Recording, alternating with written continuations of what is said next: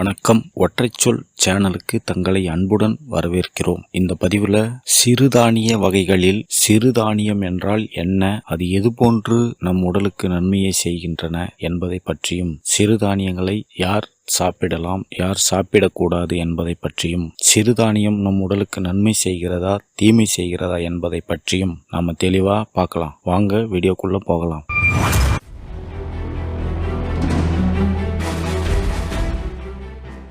பொதுவா சிறுதானியம் என்பது தானிய வகைகளில் கேழ்வரகு, சோளம், கம்பு, சாமை, குதிரைவாலி, வரகு, திணை இவைகள்தான் சிறுதானியம் என்று கூறப்படுகின்றன. இந்த சிறுதானியங்களில் மிகப்பெரிய ரகசியம் ஒன்று ஒளிந்துள்ளது. அப்படி என்ன ரகசியம் இந்த சிறுதானியத்தில் உள்ளது என்று பார்த்தால், நீண்ட ஆயுள், அதாவது ஒருவருடைய ஆயுட்காலம், நீண்ட நாட்கள் உயிர் வாழ தேவையான ஆற்றல் இந்த சிறுதானியத்தில் உள்ளது. இதுவே ஒரு மிகப்பெரிய ரகசியம். இந்த சிறுதானிய வகைகளில் ஊட்டச்சத்து செறிந்து காணப்படுகிறது.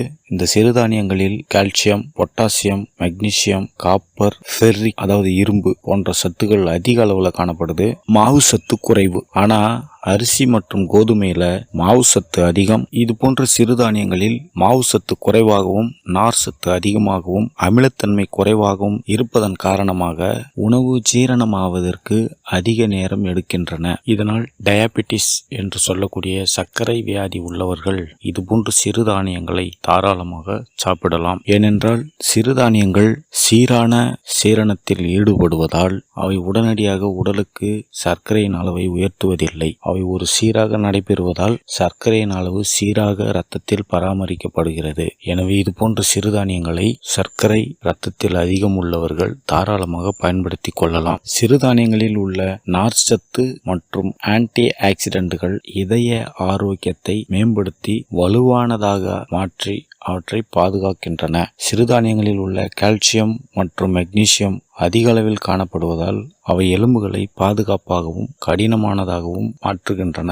சிறுதானியங்களில் உள்ள பல்வேறு பயனுள்ள பைட்டோ நியூட்ரியன்கள் புற்றுநோய் எதிர்ப்பு திறன் கொண்டவையாக இருப்பதனால் மார்பக புற்றுநோய் போன்ற புற்றுநோய் அபாயங்களில் இருந்து சிறுதானியங்கள் மனிதர்களை பாதுகாக்கின்றன. எனவே சிறுதானிய வகைகளான கேழ்வரகு, சோளம், கம்பு, சாமை, குதிரைவாலி, வரகு, திணை போன்றவற்றை நாம் நாள்தோறும் 3 வேளை உணவு அருந்துவதில் ஒரு வேளையாவது இது போன்ற சிறுதானியங்களை நாம் உணவோடு சேர்த்து உட்கொண்டால் நீண்ட ஆயுளையும் நோயற்ற உடலையும் பெற்று ஆரோக்கியமாக வாழலாம் என்பதில் சிறிதும் ஐயமில்லை.